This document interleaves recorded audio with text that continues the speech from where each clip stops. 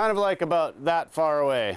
Leif Angernon and his dog Sophie learned the hard way that a trapper's line can lay anywhere on Crown land. This after Sophie got caught in a Conibear trap during a family outing up Oyama Lake Road. We rushed over to the dog and tried to get her out, and the springs are really, really tight. Like, it takes 90 pounds of force to hold these springs open, and we couldn't get it open. It took about at least 3 minutes. She was choking, and she finally took her last breath, and she went limp right as we figured out how to get the thing open and opened it up, and we got her out, and she lived. But it was a horrible experience. The trap was set legally, and as it turns out, it's common practice to set traps along Forest Service roads.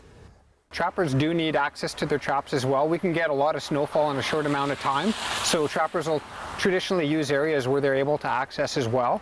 And the risk that's run by not doing so is that you could get an area where they could have difficulty getting into their traps. So again, it would be I would expect to find traps near roads and near trails. But Angernon, who goes out into the backcountry quite a bit without incident, says people need to be aware that they could encounter traps, and perhaps having proper signage in the area is necessary.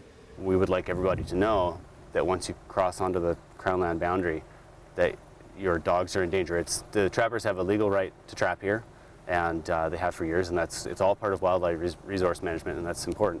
But the public maybe doesn't know that. And we'd like everybody to know that so that you keep your dog on a leash and keep your kids close.